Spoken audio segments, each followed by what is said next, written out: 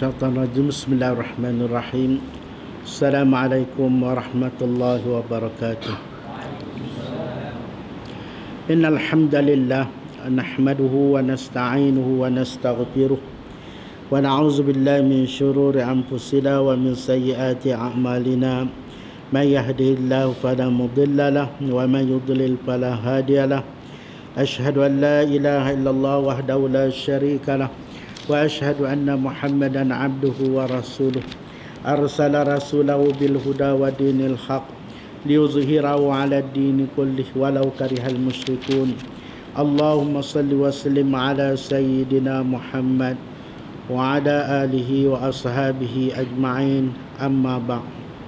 Fa inna asdaqal hadis kitabullah wa khairul hadi Muhammad sallallahu alaihi wasallam wa syarrul umuri muhdatsatuha wa kullu muhdatsatin bid'ah wa kullu bid'atin dhalalah wa kullu dhalalatin finnar. Tuan Imam, Tuan Bilal, ahli jawatan kuasa masjid, tuan-tuan, puan-puan, hadirin hadirat muslimin muslimat yang dirahmati Allah. Alhamdulillah. Alhamdulillah summa alhamdulillah.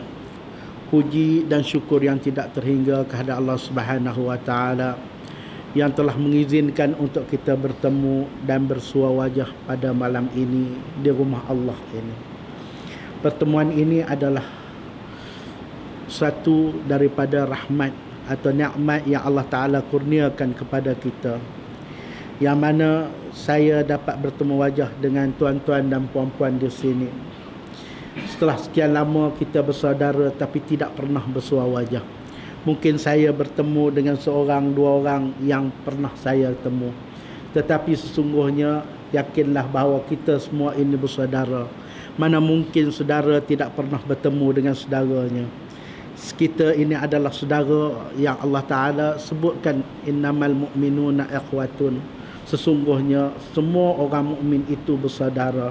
Ikhwah ini seolah-olah kita daripada rahim yang satu, daripada perut yang satu. Akhun ini saudara seibu sebapa. Mana mungkin kita saudara tidak pernah bersua wajah. Jadi pertemuan kita pada malam ini adalah merupakan pertemuan saudara, adik-beradik. Dan apabila kita bertemu ini, sekurang-kurangnya biarlah pertemuan kita ini kita manfaatkan untuk mendengar sedikit qala Allah wa qala Rasul, apa yang difirmankan oleh Allah dan disabdakan oleh Rasul.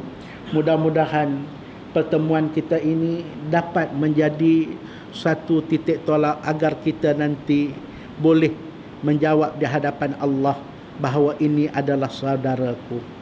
Sekurang-kurangnya saya menyampaikan amanah ilmu yang ada sedikit pada saya, pada tuan-tuan, dan tuan-tuan juga dapat sedikit apa yang saya nak lontarkan ini. Mudah-mudahan kita dapat berkongsi, dan dari perkongsian itu mudah-mudahan lebih erat pertalian di antara kita semua. Saya, ya, tuan-tuan berada di utara, saya berada di tengah sana. Saya daripada Kelang, walaupun saya bukan berasal daripada Kelang. Saya hanya daripada Taiping. Ya, saya mari sini bertolak daripada Taiping kerana saya balik rumah kampung saya, bercuti rumah mak mentua dekat rumah tua Haji ini Mulia ini. Ya, dia pun orang sana rupanya. Saya baru kenal dia orang sana. Ya, dan dari situ saya mari ke sini bertemu dengan tuan-tuan dan puan-puan. Baik, tuan-tuan yang dirahmati Allah, dalam Al-Quran Allah Ta'ala telah menyebut satu ayat yang menjadi satu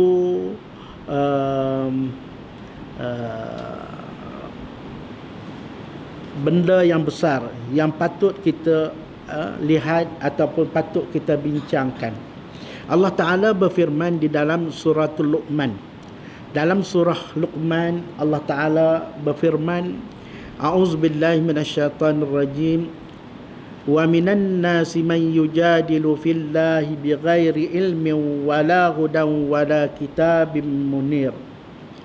Wa idza qila lahum ittabi'u ma anzalallah qalu bal nattabi'u ma wajadna 'alaihi aba'ana awalau kana asyaitanu yad'uhum ila azabis sa'ir wa man yuslim wajhahu ila Allah wa huwa muhsinun faqad istamsaka bil urwatil wusqa wa ila Allah aqibatul umur wa man kafara fala yahzunka kufruh ilaina marji'uhum fanunabbi'uhum bima amilu innallaha alimun bizatis sudur numatti'uhum qalilan summa nattarruhum ila azabin ghaliz.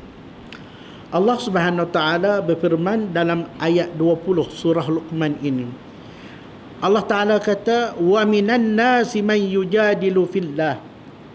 Ada di kalangan manusia segolongan manusia yang mereka ini suka membantah, berjidal.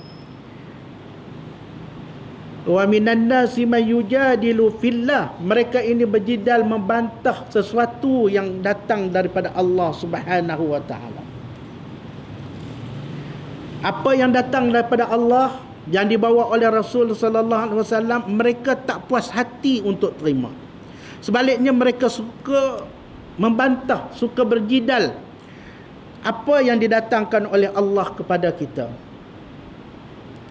Ada sepuak manusia yang suka perangainya sifat begini. Dan mereka itu berbantah kepada Allah bighairi ilmin, tanpa ada ilmu. Bantahan mereka itu bukan berasaskan mereka ini orang yang berilmu, mereka ini orang yang jahil. Dalam kejahilan itu mereka membantah bighairi ilmin wala hudan, dan tidak juga ada sebarang petunjuk yang membolehkan mereka itu membantah. Tetapi mereka tidak membantah, tak ada ilmu, tak ada petunjuk daripada mana-mana bahan yang boleh dijadikan petunjuk, wala kitabim munir, dan tidak ada pun keterangan daripada mana-mana kitab. Ini Allah Ta'ala sebut tentang satu perangai manusia yang mereka ini suka menentang apa yang didatangkan oleh Rasul sallallahu alaihi wasallam tanpa ada ilmu, tanpa ada petunjuk, tanpa ada keterangan daripada mana-mana kitab. Mereka tetap membantah. Wa idza qila lahum ittabi'u ma anzalallah, apabila dikatakan kepada mereka ittabi'u ma anzalallah, ikutlah apa yang telah diturunkan oleh Allah kepada kamu ini. Qalu, mereka akan menjawab, bal nattabi'u ma wajadna alaihi aba'ana. Kami sekali-kali tidak akan ikut apa yang dibawa itu, melainkan kami akan terus mengikut apa yang kami dapati daripada datuk nenek kami. Kami tidak akan berubah, kami akan tetap berpegang dengan apa yang kami dapat daripada orang-orang yang dahulu. Bapa-bapa kami, wajadna alaihi aba'ana, yang telah disampaikan oleh datuk nenek kami, bapa-bapa kami. Orang dulu buat, kami nak buat. Orang dulu bawa, sebab itu kami akan terus buat apa yang dibawa. Kami tetap membantah walaupun tak ada alasan untuk mereka tegakkan hujah mereka. Tidak ada keterangan dalam mana-mana kitab. Buka kitab semua kata tak betul. Tak. Kami tidak akan meneruskan kerana kami tidak akan tinggal apa yang telah dibuat oleh orang dulu. Allahu Akbar. Bila dikata mereka tidak akan, kami sekali-kali tidak akan berubah kerana orang dulu buat. Inilah penyakit. Walaupun Allah Ta'ala sebut benda ini 1500 tahun dahulu, tetapi perkara ini akan terus berlaku kerana setiap yang disebut di dalam Al-Quran itu adalah mau'izah untuk generasi seterusnya hingga ke hari kiamat. Awalat, maka Allah Ta'ala kata mereka ini tetap akan terus berpegang dengan apa yang mereka dapati daripada datuk nenek mereka. Awalau kana syaitanu yad'uhum ila azabis sa'ir. Walaupun yang mereka pegang itu, walaupun apa yang mereka pegang itu adalah dakwah ataupun ajakan daripada syaitan-syaitan yang akan membawa mereka kepada azab yang pedih, azab yang berat. Allah Ta'ala menyebut bahawa perangai Orang yang membawa sesuatu tanpa ada alasan ini, tanpa ini adalah syaitan. Allah Ta'ala kata mereka akan terus berpegang dengan apa yang mereka dapat daripada datuk nenek mereka. Walaupun datuk nenek mereka ini telah ambil daripada syaitan-syaitan yang menyeru mereka untuk masuk ke dalam azab yang amat pedih. Mereka akan terus berpegang. Wa man yuslim wajhahu ilallah wa huwa muhsinun. Sesiapa yang menyerahkan wajahnya kepada Allah, wa huwa muhsinun, maka mereka inilah yang dikatakan orang muhsin. Mereka inilah orang yang mencari kebaikan. Orang yang boleh menyerahkan wajah mereka kepada Allah. Apabila walaupun benda ini datang daripada datuk nenek mereka, tetapi mereka tidak mahu kerana tidak ada alasan, mereka tidak mahu berpegang terus kerana tidak ada hujah. Mereka tinggal sebaliknya, mereka berubah mengikut apa yang didatangkan oleh Allah. Mereka berserah diri, wajah mereka serah kepada Allah. Maka Allah Ta'ala kata wa huwa muhsinun, maka inilah yang dinamakan orang yang muhsin. Faqad istamsaka bil urwatil wusqa, dan sesungguhnya mereka inilah orang yang telah berpegang dengan simpulan tali yang kukuh. Orang yang boleh merubah, meninggalkan adat kebiasaan datuk nenek, berpegang dengan apa yang dibawa oleh Allah melalui lidah Nabi sallallahu alaihi wasallam, maka inilah orang yang berkebajikan, yang Allah Ta'ala kata mereka ini sesungguhnya telah berpegang dengan tali yang kukuh. Wa ilallahi aqibatul umur, dan kepada Allah lah kesudahan segala urusan. Serahlah urusan kita kepada Allah, kerana kesudahan urusan kita ini hanya di tangan Allah Subhanahu wa Ta'ala.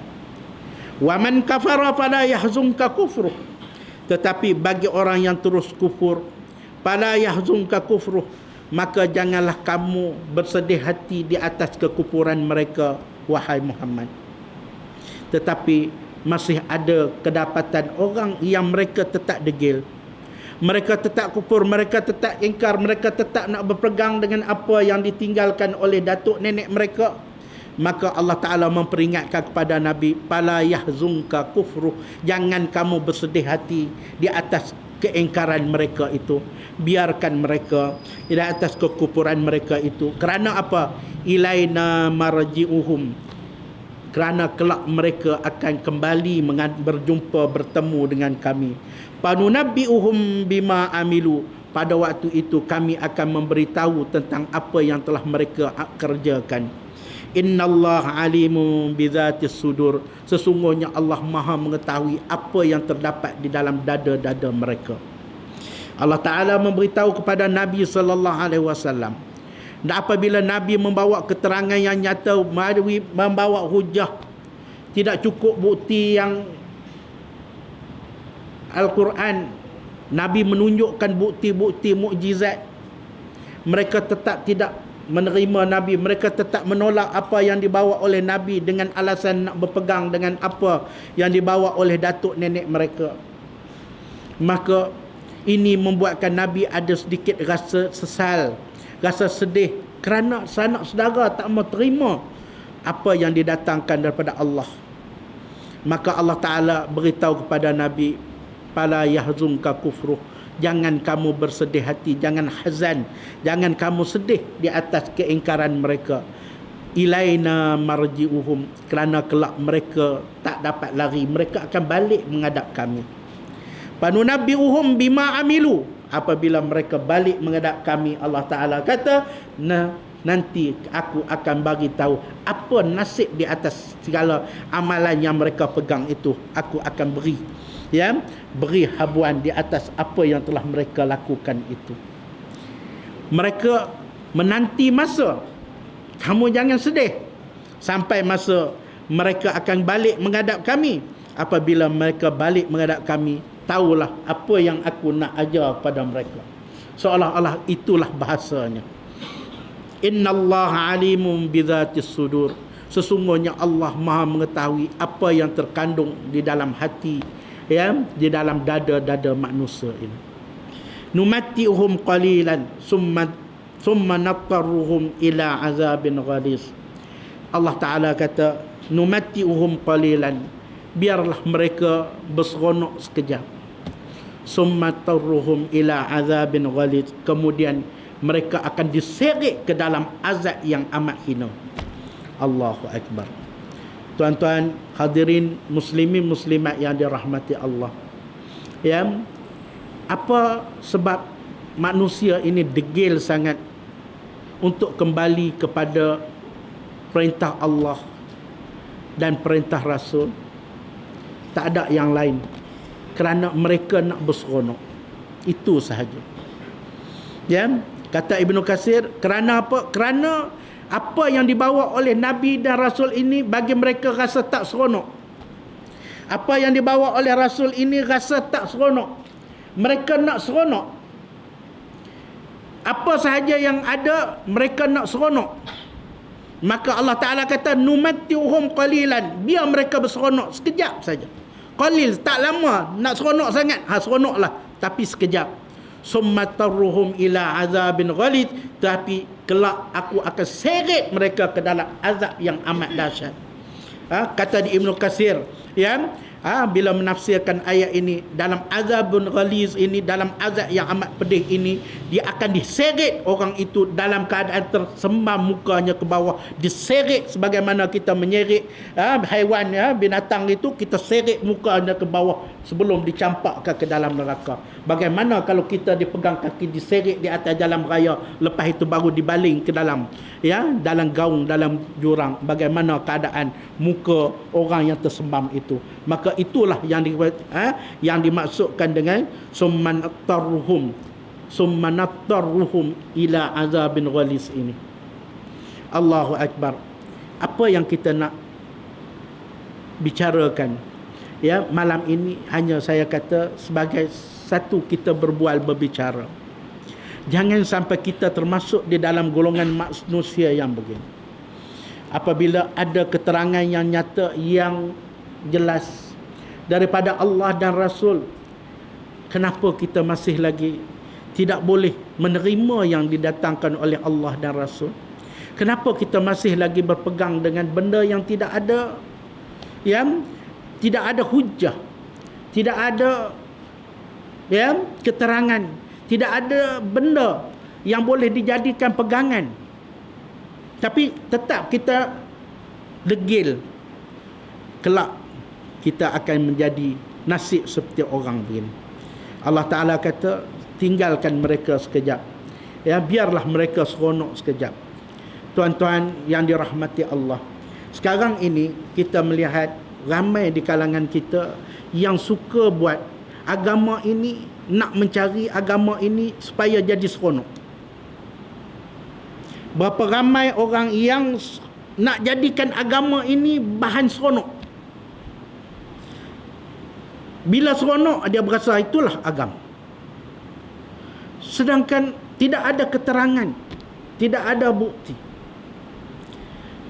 Maka di antara perkara-perkara yang kita tengok bagaimana kita menyalahi atau bercanggah dengan Nabi SAW, kita tengok satu dua perkara yang Nabi sebut, yang benda ini kadang-kadang kita rasa, ya, kita dok buat, tetapi benda ini benda yang dilarang oleh Nabi SAW kepada kita. Kadang-kadang, ya, dan alasan kita tak seronok lah kalau tak buat macam tu. Dia kira tak seronok, nak seronok. Ya, nak seronok, nak seronok.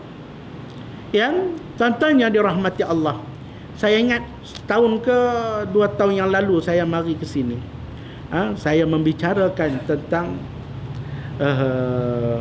saya ingat lagi mengenai nikah, kan, mengenai kahwin. Ya, maka sekarang ini makin menjadi-jadi pula. Bila kita kata janganlah, ya, bila kahwin tolonglah, ya, buatlah walimah itu mengikut bagaimana yang diperintahkan oleh syarak.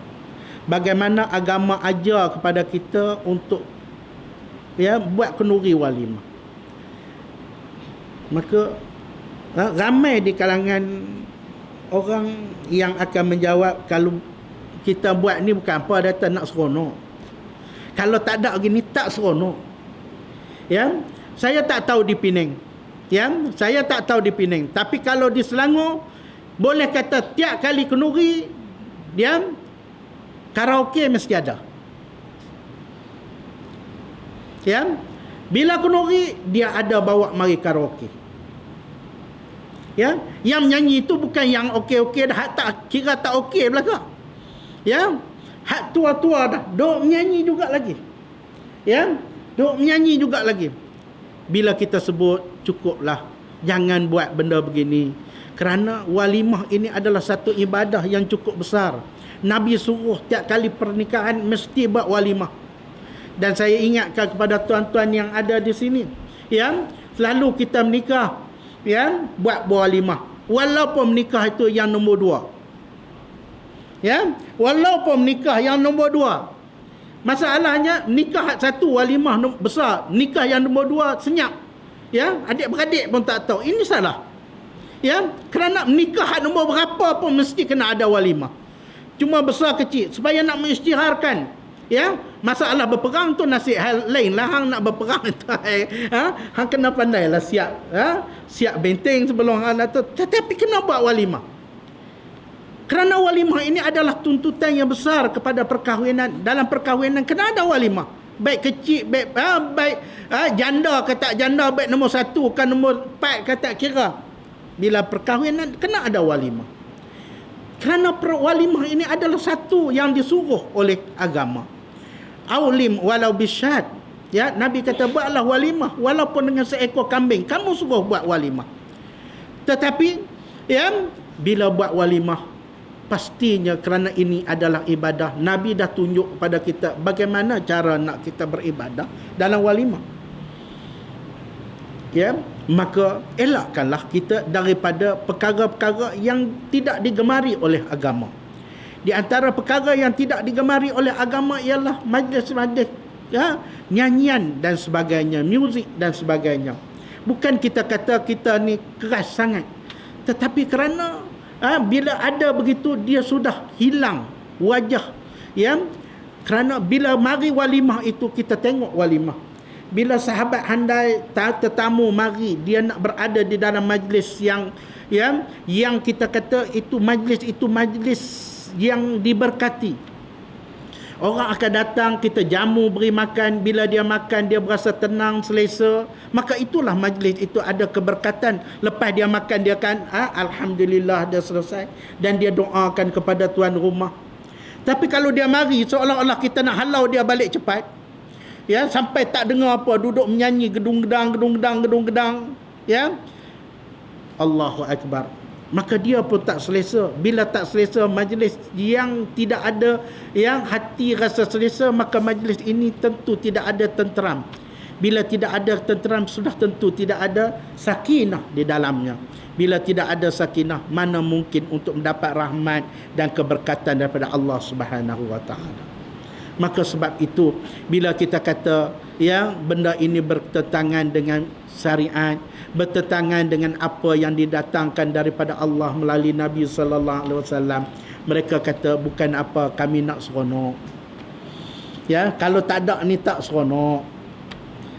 Maka jawapan ini samalah dengan jawapan yang diberikan oleh orang dulu kepada Nabi sallallahu alaihi wasallam. Maka yang menjawab ini siapa? Kita yang menjawab. Maka jangan sampai ada yang ada di dalam majlis pada hari ini menjadi orang yang menjawab sebegitu. Kerana kita takut besok kita lah. Ya, Allah Ta'ala kata kamu nak seronok sangat, numati'uhum qalilan. Okey, kamu seronoklah sekejap. Aku beri kamu seronok sekejap. Berapa lama kamu nak seronok? Silakan kamu seronok. Tetapi kamu ingat, summatarruhum ila azabin ghalid. Kemudian kamu azab menanti kamu di belakang hari. Allahu Akbar, Allahu Akbar. Jadi sebab itu tuan-tuan, itu di antara perkara yang kita selalu sebut. Ya, saya tak tahu di Penang ini macam mana, tetapi kalau di Selangor begitu. Satu. Yang kedua, ya, dan yang ni mula baru dah. Ini pula style baru. Style baru pula. Bila kita kata jangan, ya, bila kita kata jangan buat karaoke. Okey, dia kata kita ubah pula, tak ada karaoke pula. Yang dia ubah, dia cari yang lain. Yang dia buat mari ya hanana pula. Allahu akbar. Dia buat mari hak cara lain pula. Yang dia kata yang ni. Dan agama aja, Nabi aja, bila kita pergi walimah, yang kita disuruh, sunnahnya Nabi ajar kita mendoakan kepada pengantin. Ya, bila kita doa berjumpa dengan pengantin, kita doakan kepada pengantin. Ya, barakallahu wa baraka alaika wa ja'amallahu bainahuma fi khair. Kita doakan ini kepada pengantin. Tapi berapa ramai orang yang mengamalkan sunnah Nabi ini? Berapa ramai yang di kalangan kita pergi kenduri, walimah, berjumpa dengan pengantin yang mendoakan sebagaimana yang diajar oleh Nabi di dalam hadis ini. Ya, Nabi ajar kita supaya kita mendoakan supaya Allah Ta'ala sentiasa memberi keberkatan kepada pengantin ini. Yang kita doakan selamat pengantin baru, berjumpa selamat pengantin baru. Sedangkan dalam hadis riwayat Tirmizi, Nabi melarang, walaupun larangan itu tidak sampai peringkat haram. Ya, ulama kata larangan makruh, walaupun makruh tapi Nabi melarang.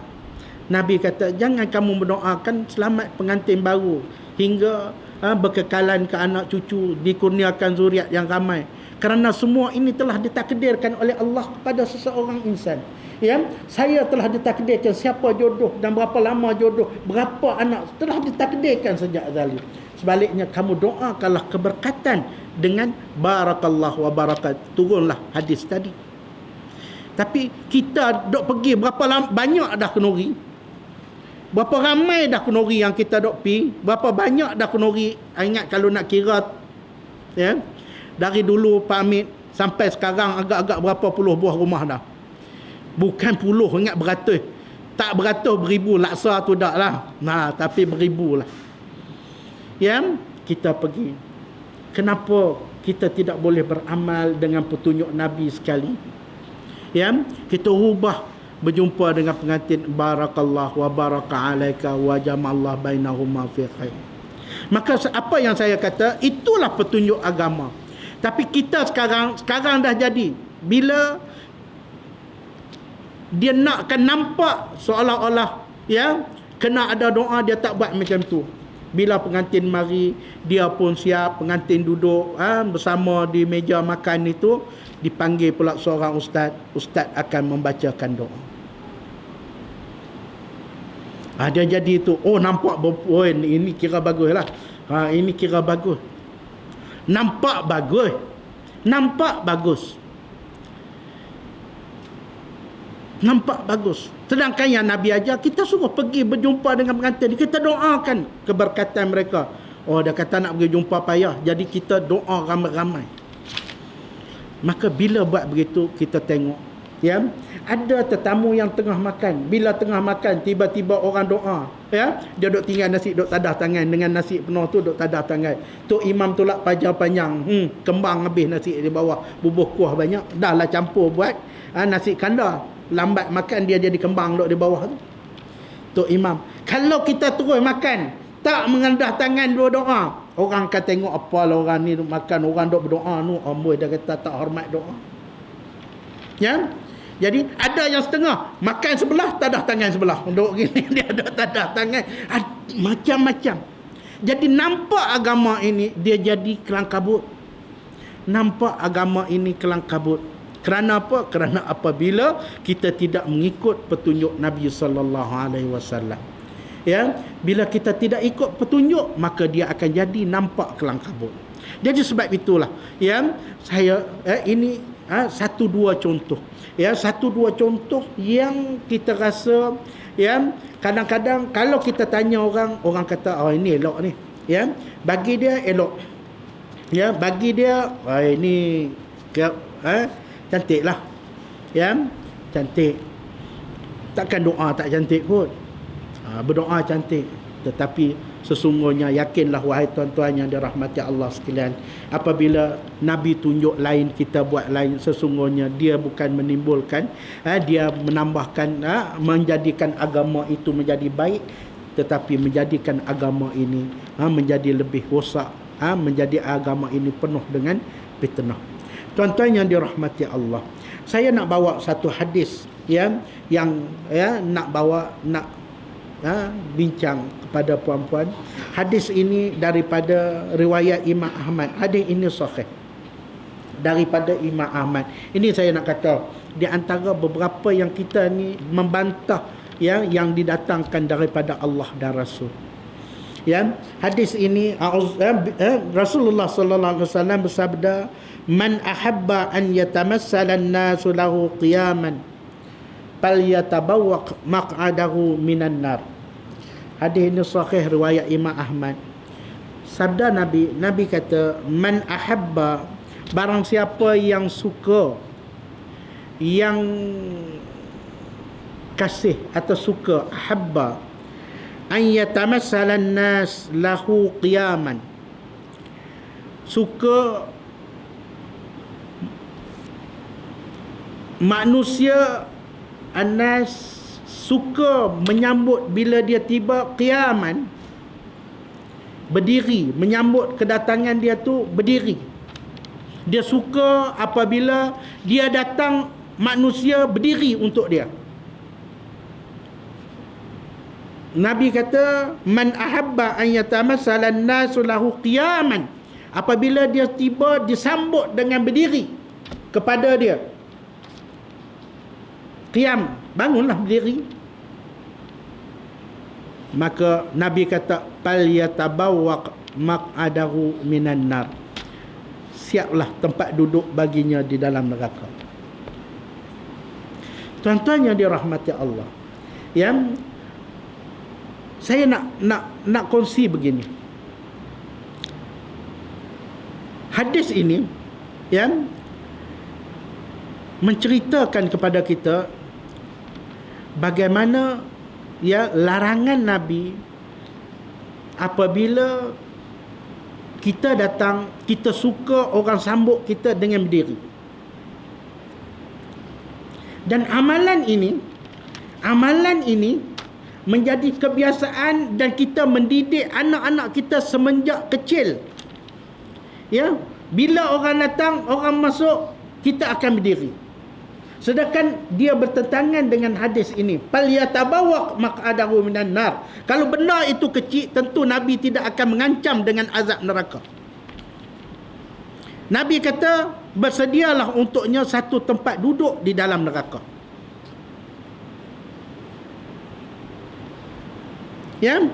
Baik. Kita dari kecil, bila dia masuk sekolah, bila guru masuk, apa yang suruh buat?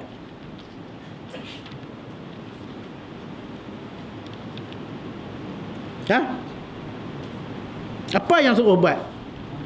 Bangun. Bangun. Upin dan Ipin, bangun. Selamat pagi cikgu. Baik. Agak-agak dengan hadis ni agak-agak kena tak kena? Yang saya kata tadi, nak kita nak bincang dengan ayat yang tadi ni. Kena tak kena? Kan? Bila masuk, dia suka orang hormat dia dengan cara berdiri. Kerana apa Nabi larang? Kerana nak mengelakkan daripada kita ini memberi hormat kepada orang yang tak kenal tempat dia. Sedangkan orang yang mulia di sisi Allah itu ialah orang yang bertakwa. Inna akramakum indallahi atqakum. Sesungguhnya orang yang mulia di sisi kamu itu ialah orang yang paling mulia, orang yang paling bertakwa. Orang ini yang patut kita mulia. Tapi katalah orang yang bertakwa ini orang miskin, orang biasa, orang kampung, agak-agak kalau dia mari ada orang nak bangun. Sedangkan orang inilah sepatutnya kita muliakan dia. Tapi kadang-kadang orang yang tak tak semulia mana pun, tapi sebab di depan tu ada Y apa-apa lah, YB, YM, Y apa tu, dia jadi nampak mulia. Ada Al-Fadilatul Syekh apa semua pula di depan itu, maka dia seronok. Kalau dia masuk, kita kena berdiri. Sebab itu ulama-ulama besar, dia tak suka bila dia mari, dia datang, orang nak bangun, dia kata duduk. Dia mari. Dia tak suka. Kerana dia tahu. Tetapi kita didik anak-anak kita sejak dari kecil. Kadang ustaz pun sama. Bila masuk, dia kata, bangun. Budak-budak pun bangun. Dia pun berasa seronok lah. Cuba tengok, ada budak hak tak bangun tengok. Adalah yang dalam tu tak bangun. Apa jadi budak hak tak bangun tu? Dalam kelas 40 orang, 39 bangun, seorang tak bangun. Agak-agak yang seorang ni akan jadi apa? Ya? Hak seorang ini tentu tak kena pelempam pun, kena luku sekeh kepala kena. Ataupun tok guru tu akan marah. Hang ni tak pandai nak hormat orang. Tak bangun. Sedangkan hadis kata tadi, siapa yang suka dia datang, orang hormat dia dengan berdiri, fal yatabawa maq'adahu minan nar. Hadis itu sahih riwayat Imam Ahmad. Cumanya katalah kalau orang nak bangun juga, kita tak mau orang nak bangun, maka kita yang menjadi penyebab untuk orang itu, fal yatabawa maq'adahu minan nar. Kita menjadi penyebab pula kepada orang itu. Sehingga Rasulullah bersabda dalam hadis riwayat Bukhari, Nabi kata, wala takunu auna syaitan ala akhikum. Janganlah kamu menjadi pembantu syaitan terhadap saudara kamu. Dan kita tengok realiti dalam masyarakat kita, realiti dalam masyarakat kita sekarang ini. Apabila ada majlis besar, majlis keramaian, bila orang besar mari, pengurusi akan mengumumkan keberkatan tiba, yang mulia, yang berhormat sekian-sekian, hadirin hadirat diminta berdiri. Dia pun berasa megah, masuk mengepak, ya kan? Sebab orang semua berdiri dengan dia. Maka benda ini adakah benda kecil? Persoalannya sekarang ini, kenapa benda ini kita nampak kecil? Kalau benda kecil, takkan Nabi mengancam fal yatabawwa maq'adahu minan nar. Bersedialah orang yang berasa seronok dihormat begini itu satu tempat duduk dalam neraka. Sebab seronok punya pasal orang hormat begitu, hang seronoklah sekejap. Allah Ta'ala kata, numati'uhum qalilan summa tarruhum ila azabin ghalid. Jadi sebab itu saya kata, banyak benda yang kadang-kadang apabila kita tak melihat balik bagaimana Nabi menunjuk ajar kepada kita, maka kita akan lari jauh daripada syariat yang diajar oleh Nabi sallallahu alaihi wasallam. Kita kata bukan, kami bukan nak ni, tapi kami bukan nak hormat sangat, tapi dia tu orang alim, orang besar, jadi kita kena hormatlah dia. Hormat bukan nak hormat dia, nak hormat ilmu dia. Kalau nak menghormat ilmu dia, sepatutnya Nabi orang yang lebih berilmu. Tapi bagaimana yang disebut oleh Anas bin Malik, Anas kata, maka nasahsun ahabba ilaihim min Rasulillah sallallahu alaihi wasallam wa kanu idza ra'awhu lam yaqumu lahu lima ya'lamuna min karahiyatihi lidzalik. Hadis ini riwayat Tirmizi dan hadis ini sahih. Kata Anas, tak seorang pun yang lebih kami cintai oleh para sahabat daripada Rasulullah sallallahu alaihi wasallam. Kata Anas, kami ni para sahabat tak ada yang kami lebih sayang, lebih cinta melainkan kepada Nabi sallallahu alaihi wasallam. Kami tak ada yang lebih kami cinta, lebih kami hormat, lebih kami sanjung, lebih kami sambut, melainkan Nabi sallallahu alaihi wasallam. Tetapi bila kami melihat Rasulullah sallallahu alaihi wasallam hadir, wa kanu idza ra'awhu, bila kami nampak baginda hadir, lam yaqumu lahu lima ya'lamun, lam yaqumu lahu, kami tidak akan bangun untuk memberi penghormatan kepadanya. Kami tidak akan bangun. Lam yaqumu lahu, kami tak bangun untuk dia. Kami tidak akan bangun memberi hormat kepada dia. Lima ya'lamuna min karahiyati lidzalik. Kenapa? Karena kami mengetahui, kami lima ya'lamuna min karahiyatihi lidzalik, karena kami tahu perbuatan tersebut amat dibenci. Perbuatan demikian amat dibenci oleh Nabi sallallahu alaihi wasallam. Nabi karahiyah, Nabi benci perbuatan bangun menyambut dia datang. Allahu Akbar. Agak-agak Nabi dengan kita ni hak tok guru yang berasa besar sangat dengan Nabi, hak mana lagi besar, lagi hebat ilmu. Itu pun sahabat kata, walaupun kami kasih secara mana, kami tidak akan bangun, kerana kami tahu kalau kami bangun, Nabi cukup memusuhi. Karahiyah, Nabi benci perbuatan bangun menyambut dia datang. Allahu Akbar. Jadi sebab itu, bukan benda ini kecil, tapi kita kadang-kadang kita terlepas pandang ataupun kita merasakan macam benda tu tak ada apa-apa. Tuan-tuan yang dirahmati Allah sekalian, ini satu contoh. Cumanya ulama bahas, boleh tak kalau kita bangun untuk kepada seseorang, tak boleh bangun langsung kah? Maka tang sini ulama bahas, di antaranya hadis yang menceritakan Nabi apabila Fatimah datang, Nabi akan bangun pergi menyambut Fatimah. Maka dalam hal ini ulama kata, sekiranya untuk menghormati tetamu, maka yang itu diizinkan. Samalah apabila Rasulullah datang ke rumah Nabi, Nabi datang ke rumah Fatimah, Fatimah akan datang pergi sambut Nabi. Tapi bukan dengan cara tunggu, dengan datang dan pergi kepada orang itu menyambut. Dia berbeza dengan yang pertama tadi. Yang pertama tadi bangun duduk terpacak tu. Bangun duduk terpacak. Tapi kalau kita bangun pergi menyambut untuk menghormati sebagai dia tetamu, maka yang itu ulama kata yang itu tak termasuk di dalam yang ditegah ini. Umpamanya orang datang ke rumah kita, bunyi salam, ketuk pintu, bunyi salam, kok.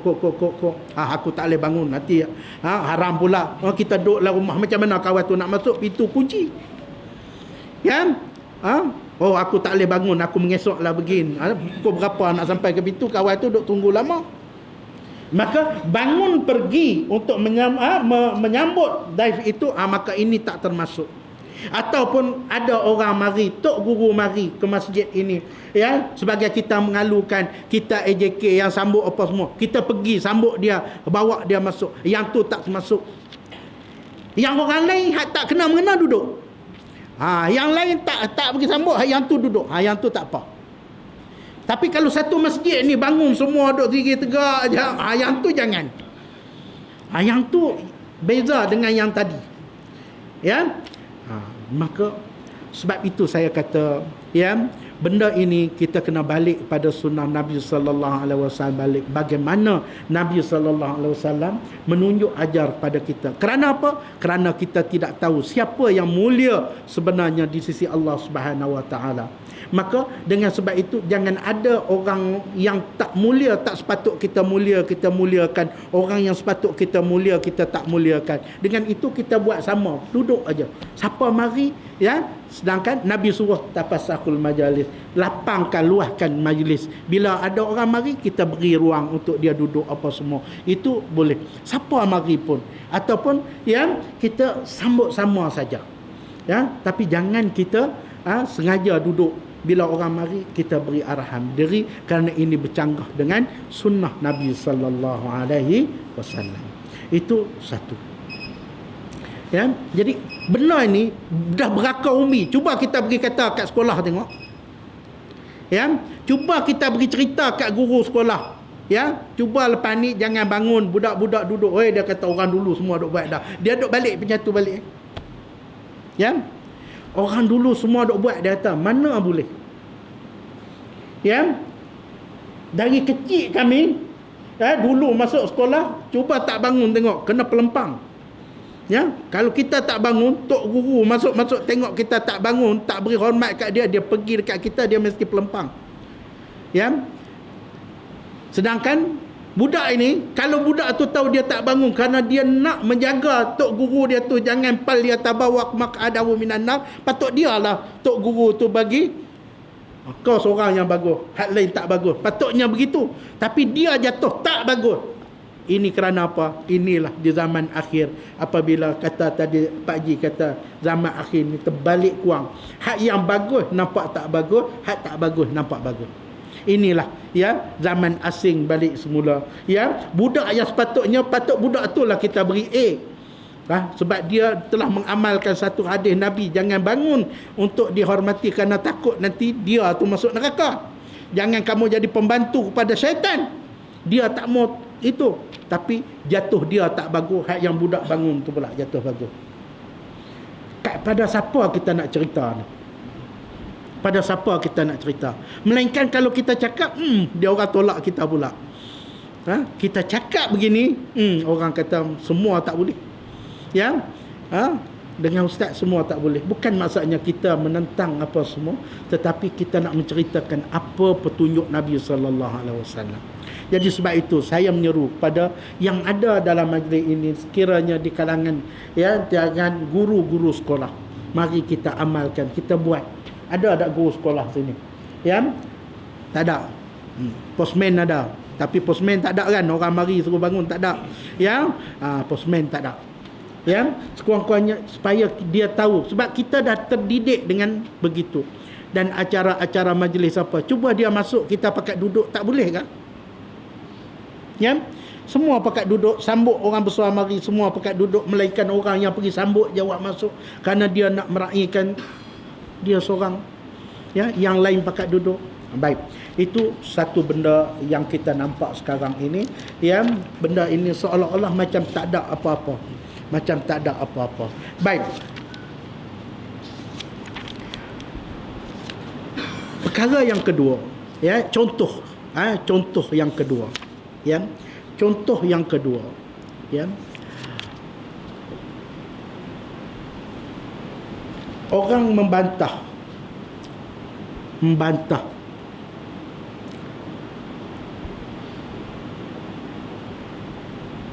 tentang amalan kita nak kata apa, korban, kita baru lepas korban kan, baru lepas korban, amalan korban.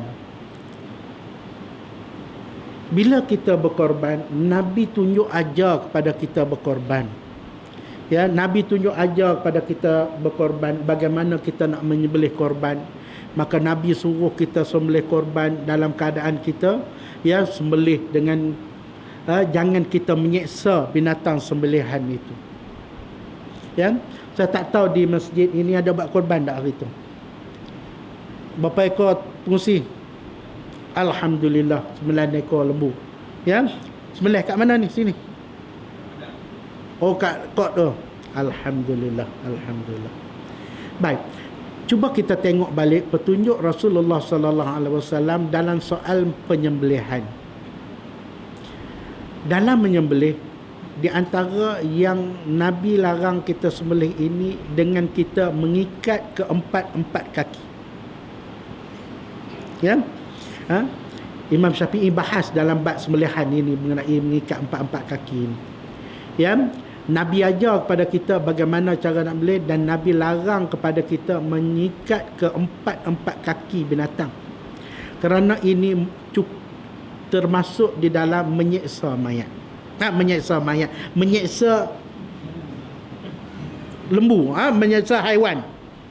Ya. Tetapi petunjuknya kita tengok rata-rata di mana pun. Ya, saya tak tahu di sini.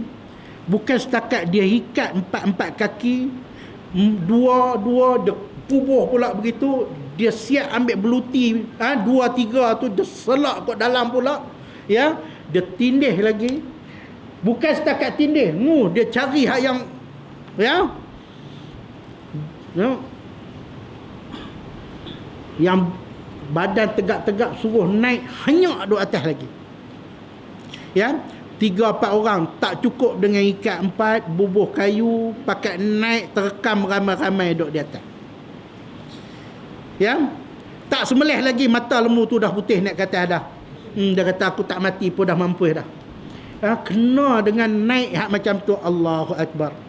Sebab itu bila orang yang bukan Islam tengok, mereka akan nampak bahawa satu penyiksaan terhadap. Sedangkan Rasulullah melarang kita mengikat keempat-empat kaki sewaktu menyembelih. Kalau begitu nak buat macam mana? Allahu Akbar. Kita boleh ikat satu kaki pun dah cukup. Saya cakap ini, saya cerita, saya buat, saya tunjuk pada orang ramai. Ya, tapi bila kita tunjuk, kita kata jangan, ya, Tok Imam mari berjumpa saya. Tok Imam kata, yang ni kita duk sembelih dari dulu lagi macam ni. Ya, dia kata saya tak berani nak sembelih macam ni. Dia kata nanti ni siapa nak bayar? Kalaulah dia kata terpelanting ke apa akan sembelih, siapa nak bayar? Saya kata nak bayar apa? Sembelih je lah sampai mati. Yang tak berani, dan dia berasa kalau tak buat begitu tak mati binatang tu. Maka saya tunjuk bagaimana cara. Jadi alhamdulillah, saya rasa banyak di sebelah Selangor, sejak akhir-akhir ini mereka dah reti sembelih cara 2 kaki. Tapi masih kita dok tengok, kalau kita tengok dalam TV hari raya Korban, mereka akan ikat 4 kaki, bubuh beluti, bubuh lagi sendai. Allahu Akbar. Kerana apa? Sedangkan Nabi kata jangan diikat ke 4 kaki. Jadi kita nak kata macam mana Pak Hamid? Ya, padahal kita buat boleh pun. Ya, boleh tak? Sini buat berapa kaki kat? 2. Alhamdulillah. Jangan sampai 4, itu dilarang. Tapi kalau kita tengok dalam TV, Allahu Akbar Pak Amir, ya, semua yang ditunjuk itu semua 4 kaki, sedangkan ini dilarang oleh Nabi sallallahu alaihi wasallam. Ya, kambing cukup pegang telinga aja, pegang kepala, kita sembelih tak ada jadi masalah, tak payah pegang pun, seorang 2 orang, seorang pegang kepala, seorang pegang tekuk, sembelih ajalah insya-Allah. Yang penting pisau hang mesti tajam. Golok tu tajam, sembelih. Jangan kita di dalam beribadat kepada Allah, kita membuat sesuatu yang kita nampak ya dia itu berlawanan dengan petunjuk Nabi sallallahu alaihi wasallam. Jadi sebab itu ya, alhamdulillah ya, kita kena bangun cerita. Kalau masjid ini dah buat, alhamdulillah. Di Selangor dah mula dah. Tapi yang tak mau buat ni hak yang Tok Imam lama-lama, hak yang tak mau buat. Hak muda-muda nak buat dah. Tengok bila tarik, kita cerita aja bagaimana ikat dengan cukup 1 kaki kita sembelih. Ya, 1 kaki sembelih makcik. Cukup ikat 1 kaki. Hak ramai-ramai tu tak payah duduk dekat lembu tu. Hampa duduk jauh-jauh, tarik jauh-jauh aja. Seorang je mari tolong pegang kepala dengan Tok Imam yang nak sembelih tu. 2 orang dah cukup dah. Pegang kepala, takut dia lonjak lah sebab nak pegang lember ni kan. Dia punya bawah tu, kita sembelih. Allahu Akbar. Cukup senang. Sedangkan hak yang tindan tu kita nak masuk pun tak boleh. Duduk ramai, hak yang giant duduk di depan. Dia duduk sambil duduk gelar Allahu Akbar. Nak sembelih apa macam ni? Tak ada nampak ciri-ciri nak berkorban ni. Ya, maka ya, saya nak cerita ini kenapa banyak saya tempat saya nak cerita apa? Nak cerita supaya kita kembali kepada cara sunnah Nabi sallallahu alaihi wasallam. Ya, walaupun tak sepenuhnya sunnah, tapi sekurang-kurangnya kita cuba amalkan yang ditunjuk oleh Nabi sallallahu alaihi wasallam itu, kita buat praktikkan walaupun benda kecil. Kerana daripada Nabi tidak ada kecil besar sebenarnya. Ya, nampak kecil tetapi di sisi Allah benda itu besar. Kalau tidak, takkan nak suruh Nabi nak tunjuk benda itu. Maka Nabi tunjukkan kepada kita bagaimana cara dia sembelih. Dia tak melih tu. Jadi saya tunjuk tahun lepas lagi, saya rasa Pak Amir tak ada tahun tahun lepas, ya, tahun lepas masa korban di sana, ya, apa ni Pak Cik Hanifah, kita bawa dan kita tunjuk, ya, dia orang videokan. Kalau tuan-tuan buka dalam YouTube tengok sembelih menurut cara sunnah, sembelih menurut cara sunnah. Kita tunjuk bagaimana kita sembelih hanya dengan mengikat satu kaki. Kerana apa? Kerana kita tak mau teruskan budaya mengikat keempat-empat kaki ini, kerana ini bertentangan dengan syarak, bertentangan dengan sunnah Nabi sallallahu alaihi wasallam. Baik, tuan-tuan yang dirahmati Allah, yang satu lagi yang saya nak berkongsi. Saya mari ni kita nak bersembang-sembang je. Tak mau banyak-banyak, nak berhenti. Lepas ni nak berhenti. Kalau ada soalan boleh soal. Tak mau bersembang lama, nak berhenti. Masuk waktu nak berhenti kau apa ni Pezal? Ya? Jangan terpulang. Jangan terpulang. Baik. Satu lagi yang kita yang di sini alhamdulillah sunnah, ramai orang-orang sunnah yang mengamalkan sunnah. Di tempat-tempat yang itu, yang baru ini, kita baru saja lepas bulan Muharram, ya, lepas bulan Muharram, tradisi bulan Muharram, bila mari Muharram, ya, bila mari Muharram dia puasa 30 Zulhijjah, dia akan puasa sambung 1 Muharram. Lepas itu dia akan terus puasa sampai 10 Muharram. Kerana yang dia berpegang dengan hadis, sedangkan hadis itu hadis palsu. Yang barang siapa yang berpuasa akhir Zulhijjah, awal Muharram, dia berpuasa, ya, seolah-olah setahun genap. Sedangkan hadis itu hadis palsu. Satu. Barang siapa yang berpuasa, ya, dalam hadis yang lain, hadis itu palsu, berpuasa, ya, 10 Muharram hingga 10 Muharram, sesungguhnya diampunkan dosanya 50 tahun yang lalu. Ada hadis. Kononnya hadis itu hadis palsu.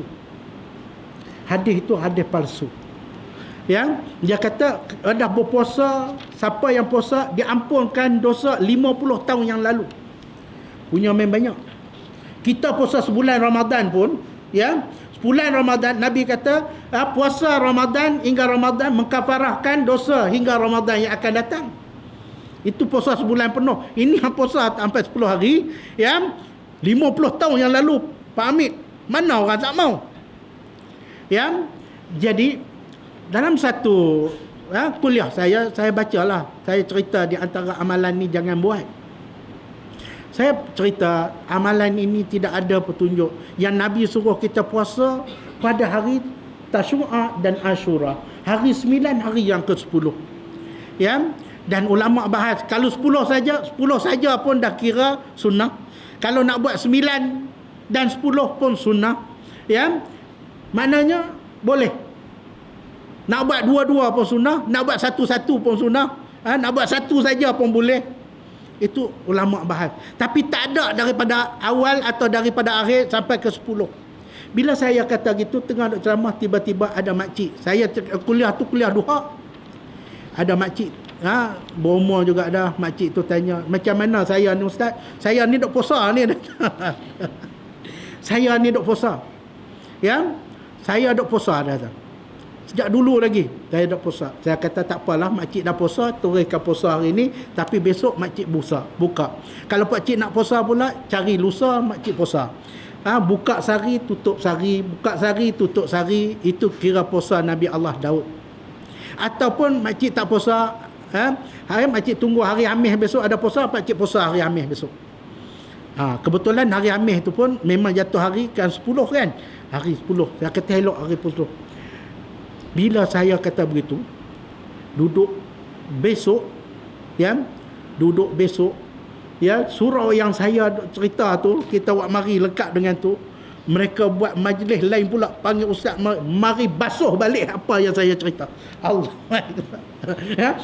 Mari kita cerita di antara amalan-amalan yang tidak ada sunnah di Muharram ini, ya, tak ada termasuk bubur Asyura apa semua, dia panggil ustaz lain pula, mari besok basuh. Dia kata mana boleh. Tapi hujah dia semua orang dulu ni hak yang cerita tu. Orang dulu. Dan dia kata apa salah? Yang jenis apa salahnya? Apa salah bukan ada buat lain, apa puasa dia tak. Tetapi puasa tidak ada petunjuk daripada Nabi. Jadi yang saya nak ceritanya, bila kita buat tidak ada petunjuk daripada Nabi, kita takut besok summa nattaruhum ila azabin ghalid. Besok kelak kita akan diseret ke dalam neraka, ya, dan kalau azab yang amat pedih kita buat kerana tidak mengikut petunjuk Nabi sallallahu alaihi wasallam. Kita duk berasa kita buat yang baik, ya, kita takutlah kepada, ya, ancaman Allah di dalam ayat yang saya baca tadi, apabila kita, ya, melawan tanpa ada bukti, ada hujah. Ambil di mana pun tak ada. Kita kata buat keluarlah dalil. Dalil dia orang tua. Ya, dalil dia orang tua.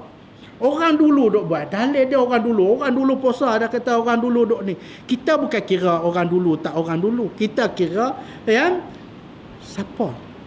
Maka sebab itu tuan-tuan yang dirahmati Allah, akhirnya saya nak tutup dah akhir, ya, Allah Taala menyebut di dalam firman-Nya, ya, kepada Nabi sallallahu alaihi wasallam, "Fabashshir ibad", wahai Muhammad, berilah kabar gembira kepada hamba-hamba aku, ya, allazina yastami'una alqaul fayattabi'una ahsana. Mereka yang suka mendengar kata-kata. Mereka yang suka, allazina yastami'una alqaul, mereka yang suka mendengar semua kata-kata. Fayattabi'una ahsana, tetapi di dalam mereka beramal. Fayattabi'una ahsana, mereka hanya ikut yang terbaik. Yang terbaik ini yang mana? Yang terbaik ini, kata Ibnu Katsir, yang ditunjukkan oleh Nabi sallallahu alaihi wasallam, kerana Nabi sebaik-baik teladan, dia yang tunjukkan. Maka itulah yang terbaik. Maka sebab itu tuan-tuan yang dirahmati Allah, untuk kita nak jadi, nak beramal ini, yang pertama kita kena ada ilmu. Ilmu ini kita kena mengaji. Dengarlah daripada siapa pun. Dengarlah daripada mana-mana guru pun kamu boleh dengar. Tetapi dalam kamu beramal, fayattabi'una ahsana, kamu hanya kena ikut yang terbaik. Yang terbaik ialah yang daripada Nabi, yang daripada sahabat, itulah ahsan, yang terbaik. Ya, yang lain daripada itu tidak diterima oleh Allah Subhanahu Wa Taala. Itu tak termasuk yang terbaik. Ya, maka orang yang boleh rajin dengar kuliah, orang yang rajin dengar ceramah, orang yang rajin berada di majlis ilmu, majlis pengajian, dan bila mereka beramal, mereka memilih yang terbaik ini, maka Allah Taala kata, ulaika hadahumullah, inilah orang yang mendapat petunjuk hidayah daripada Allah, wa ulaika hum ulul albab, dan inilah orang yang ada akal, ulul albab. Jadi syarat nak dapat dua. Yang pertama nak dapat hidayah Allah, petunjuk Allah, ya. Dan yang kedua nak dapat jadi orang ulul albab, mesti ada dua syarat. Yang pertama, kita rajin mengaji. Yang kedua, kita kena pilih dalam beramal, kena pilih yang terbaik. Barulah kita dapat orang yang mendapat hidayah. Kalau tidak, kita tidak boleh berubah. Duk mengaji, mari dalil, mari nas yang sahih, kita masih duk nak bawa hak lama juga, maka sia-sia kita duk minta pada Allah tiap hari 17 kali, ihdinas siratal mustaqim, tunjukilah kami jalan yang lurus, tunjukilah kami jalan yang lurus. Tapi bila kamu tak mau buat yang terbaik, beramal yang terbaik, tak mau mengaji, kamu tidak dapat. Ulaika alladzina yattabi'una ahsana, mereka bila ikut yang terbaik, ulaika hadahumullah, mereka ini orang yang mendapat hidayah, petunjuk daripada Allah. Bila kamu tak mengaji, kamu tidak akan dapat hidayah daripada Allah. Wa ulaika hum ulul albab, dan mereka ini tidak termasuk di kalangan orang yang ada akal fikiran. Ya, mengaji tapi tak ada akal, mengaji cukup rajin tapi tak mau berubah, ini orang yang tak ada akal, kata Allah Subhanahu Wa Taala. Sakat mengaji je lah. Jadi sebab itu tuan-tuan yang dirahmati Allah, ya, kita bertemu pada malam ini, mudah-mudahan dapat sedikit sebanyak. Saya pun tak tahu. Sahabat tanya tadi nak sebut apa, saya kata saya pun tak tahu lagi, kelabu lagi. Ya, sebab saya pun mari saja, sebenarnya mari ini semata-mata kerana duk berjanji lama dah dengan sahabat-sahabat. Nanti insya-Allah bila saya balik saya nak mari, saya kata. Ya, saya balik, ya, cuti saya nak mari. Jadi kebetulan dah balik cuti, walaupun ada beberapa program, tak apalah, saya tinggal, saya mari. Jadi malam ni kita dapat bersua. Cukuplah sekadar itu malam ni saya kemukakan satu dua perkara yang kita boleh bincangkan, dan mungkin kalau ada satu dua soalan insya-Allah. Ya, Pak Hamid kalau ada soalan, tapi Pak Hamid tak soalah. Dia dah lebih pandai pada saya. Dia guru saya. Saya duk berguru banyak dengan dia. Ya, berguru banyak dengan dia. Ya, wallahu alam. Ada soalan? Kalau ada, kalau tak ada kita tutup insya-Allah. Ya. Saya mengalu-ngalukan tuan-tuan kalau pergi sampai ke Kelang sana, ya, hubungi saya, ya, boleh ziarahlah. Saya di Kelang sana tu, ya, nak menumpang malam pun kita ada tempat insya-Allah. Makcik-makcik kalau sampai ke Kelang, silalah pergi ke Kampung Jawa, saya ada di sana insya-Allah. Carilah telefon, ada tempat boleh rehat lah. Nak kata selesa tu dah lah, tapi kadang nak berehat boleh lah.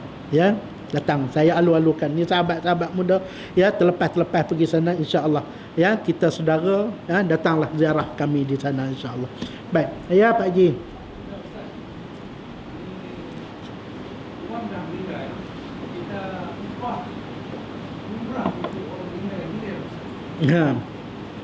Upah umrah untuk orang meninggal.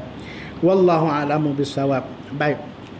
Tuan-tuan yang dirahmati Allah, ya, sesungguhnya, ya, dalam sebuah hadis, sahabat datang bertemu dengan Rasul sallallahu alaihi wasallam, bertanya, ya, mak aku, ya, meninggal, ya, dan dia nak mengerjakan haji, dia tak sempat, maka boleh tak aku pergi buat haji untuknya?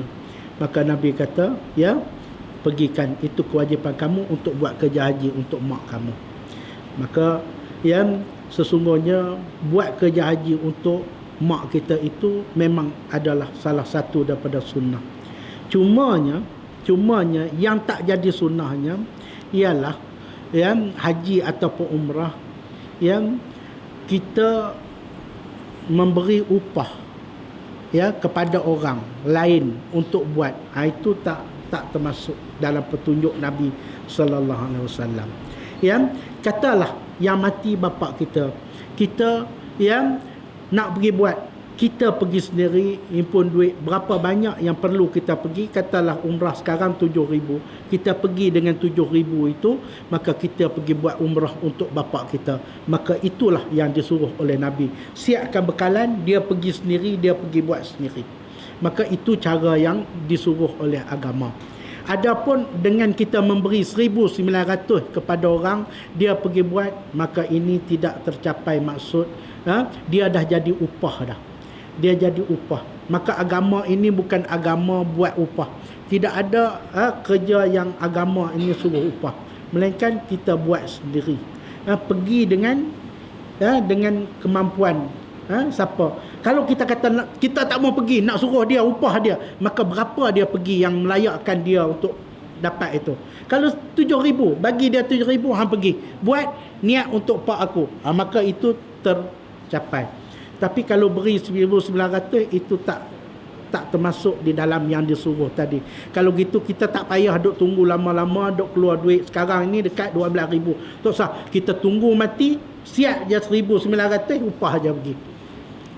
Ya, duit yang kita masuk tabung haji tu, Pak Ji, banyak-banyak tu, sekarang ni dah 12,000, tak payah ambil 12,000. Kalau package lah ni dekat 20,000, tak payah habis 20,000, yang tu kita peraik sama kita, cuma tarik 1,900, ya, kita upah dia pergi. Ya, 1,900. Tak payah. Maka ini dah bertentangan. Wallahu alam. Ya. Jadi, kalau Pak Ji pergi, Pak Ji boleh buat untuk mak Pak Ji. Ya, boleh buat umrah untuk kita pergi sendiri. Wallahu alam. Dah lama, sahabat lama apa ni. Banyak sangat tu. Ustaz, ibadat korban yang Ustaz sebut tadi kan. Ya. Jadi Ustaz sebut hadis telah dimasuk hujung Zulhijjah sehingga 10 Muharram. Ya. Tapi kita berpuasa Nah. memang tak ada kan. Tapi saya lupa lah tulis, orang yang berkorban, orang yang masuk korban, dia dilarang dalam masa 1 hingga 10 Muharram, dia dilarang memotong kuku dan mencukur orang lain. Dan dia punya berpuasa 1 hingga 10 Muharram. Itu satu hari. Nah. Itu soalan yang pertama lah. Tak apa, saya jawab yang kedua nanti selalu. Takut lupa. Yang pertama mungkin sahabat keliru Kita buat ibadat korban ini bukan bulan Muharram. Bulan Zulhijjah. Jadi dalam bab Zulhijjah tu memang bila masuk Zulhijjah bagi orang yang nak berkorban, bila kita nak berkorban kita dilarang untuk memotong rambut dan kuku apa semua bila masuk satu keluarga tu. Kata kita nak buat korban, maka kita dilarang untuk memotong kuku apa semua itu daripada 1 Zulhijjah sampai 10 Zulhijjah. Lepas kita korban apa semua, kita balik bersihkan. Barulah kita kutung apa semua. Jadi bukan Muharram. Yang Muharram ini dan nak puasa itu lain. Ini yang saya cerita ni Muharram. Yang Muharram tak ada cerita simpan kuku, tak ada puasa. Jadi itu mungkin itu. Jadi yang saya sebut tadi adalah Muharram. Dalam Muharram tidak ada puasa 1 hingga 10. Melainkan hari Tasu'a dan hari Ashura itu saja yang sunnah. Wallahu alam. Jadi itu satu hadis. Satu soalan. Kedua, setiap kali 10 Muharram dia jadi tradisi dah buat surah. Apa kaitan Wallahu alam bisawab. Tradisi orang Melayu ada. Ya, wallahu alam. Saat Dia ada kaitan dengan usul Syiah tau. Kita kemudian kalau betul kita nak hindar benda ni kan. yalah. Itulah mengenai Ashura ini, mengenai hari yang ke-10, Nabi kata kamu puasa hari 10. Bila mari hari yang ke-10 puasa. Kita hari ke-10 masjid, masjid lungguk orang buat bubur Ashura pakat makan ramai-ramai. Tentu pun dah nampak. Tapi sekarang ni dah kurang. Dulu di kampung hari Ashura tu pakat buat bubur Ashura. Masjid akan kolek semua. Ada orang baru mari cupak beras apa semua, dia campur gau apa semua, buat berdulang-dulang. Untuk apa? Untuk kononnya Ashura. Ini dah bercanggah dengan sunnah Nabi, petunjuk Nabi. Hari Ashura, hari Tasu'a suruh puasa, kita pergi buat Ashura, kita pergi buat bubur pakat makan. Itu satu dah salah. Yang kedua, kita tak tahu daripada mana syariat ini datang. Syariat bubur Ashura ini kita tak tahu daripada mana datang, melainkan yang ada buat bubur ini adalah orang-orang Syiah. Mereka ada satu iktikad atau ada satu akidah di dalam membuat bubur ini. Mereka buat semata-mata pada hari itu dan diberi makan kepada orang pada hari tersebut, pada hari Ashura itu, hari mereka perayaan. Karena bagi orang-orang Syiah, hari ke-10 ini hari perayaan yang cukup besar. Mereka daripada 1 hingga 10 mereka mereka akan buat sambutan besar-besaran hingga hari yang ke-10. Bila sampai hari ke-10 mereka akan buat perayaan yang besar, semua berkumpul dan di situ mereka akan dijamu dengan satu bubur dan dinamakan bubur itu bubur Ashura. Tapi bagi orang kita, dia tak kata itu bubur Syiah, dia bubur kata bubur Ashura. Dia bubur lah kononnya Nabi Nuh lah selamat daripada kapal lah, buat bubur apa semua. Itu dia bubur bin Nabi Nuh. Tapi tak ada pun dalil riwayat Nabi Nuh. Nabi Nuh tu Nabi dia mari hajar cerita, rasul-rasul ni hajar orang, ubudullah wajtanibut tagut. Para rasul mari cerita bagaimana nak sembah Allah, tinggalkan tagut. Tak pernah cerita Nabi Rasul mari nak ajar buat bubur, tak ada cerita. Baik, tapi Nabi Nuh dia bubur Nabi Nuh ajar buat bubur. Satu. Yang kedua, tuan-tuan, bulan puasa adalah bulan di mana serba-serbi aneka makanan ada. Betul tak? serba-serbi aneka makanan ada. Kalau pergi bazar Ramadan, tak tahu di Penang macam mana. Kalau di Selangor, di Kelang, hampa cerita natang apa nak semua ada. Ya, kuih 1001 macam kuih, lopat tikam, onde-onde tu saya ceritalah. Macam-macam lah, semua ada. Ya, tai itik, tai ayam, semua ada. Bubur, daripada bubur kacang, bubur gandum, segala macam bubur. Hanya satu bubur je tak ada. Hanya satu bubur tak ada. Ya, bubur apa yang tak ada? Bubur Ashura. Hang tak usah cari bubur Ashura. Bubur lain hang cari 1001 macam. Ada yang dia kerja jual bubur je. Dia susun dari dinding sana sampai dinding sana. Semua belanga dalam tu 1001 macam bubur. Bubur keladi, pengat itu, pengat macam semua bubur pisang apa semua sampai ke ujung. Dia jual bubur. Orang tengok pun gila, mabuk dengan bubur je sampai ke ujung. Macam-macam bubur. Tapi jangan nak tanya bubur Ashura ada tak? Dia kata jangan buat pasal. Ini bukan, ini bulan Ramadan, dia kata bukan bulan Muharram.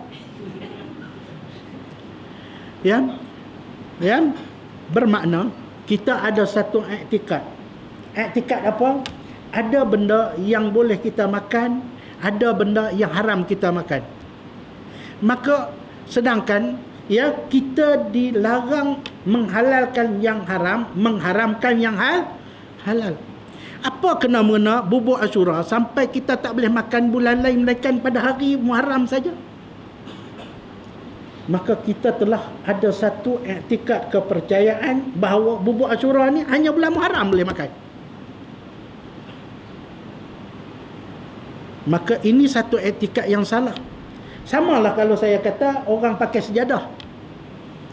Ya, orang sembahyang pakai sejadah, bila dia bentang sejadah, dia ada satu iktikad, kepala sejadah mesti duduk di depan. Cuba pusing kat belakang tengok. Dah angkat takbir, dia berhenti, dia sanggup pergi kalih balik. Betul tak? Kerana apa? Dia ada satu iktikad seolah-olah macam semayang tu tak sah kalau hak yang ada lampu ataupun hak yang Kaabah tu tak menghadap ke depan. Mesti kok mana pun hak dia tu mesti duduk depan. Maka siapa yang cerita begitu? Sekali-sekali Pak Hamid jangan buat begitu, ubah. Kalau nak pakai sejadah hampa kena ubah sekali-sekali. Samalah seperti Nabi kata ya kepada kita ya, apabila kita semayang kamu khilaf dengan orang-orang Nasara, di mana orang dengan orang Yahudi yang mereka itu apabila semayang mereka tidak memakai kasut. Dan ada hadis yang Nabi suruh kita khilaf. Sekali sekala Pak Hamid kena mari semayang pakai kasut. Tapi jangan masjid ni orang tengok marah. Kat rumah Pak Haji beli kasut baru apa semua, semayang pakai kasut elok-elok, semayang sekali. Kerana apa? Kerana aku nak khilaf dengan Yahudi. Orang Yahudi dia semayang tak akan pakai kasut. Orang Kristian pula dia semayang mesti pakai kasut. Dia pakai smart. Maka kita orang Muslim, orang Islam kena sekali-kali buka kasut, sekali-kali kena pakai kasut. Khilaf dengan mereka. Jadi balik kepada bubur Ashura tadi.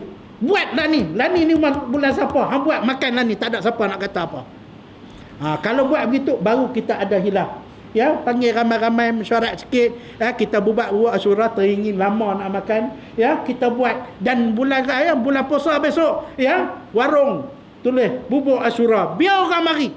Supaya jangan ada iktikad bubur Ashura hanya pada bulan Muharram. Kerana kita telah menghalalkan yang halal, yang haram telah mengharamkan yang halal. Bubur tu tak ada salah apa. Yang tak boleh makan bubur bulan lain kenapa?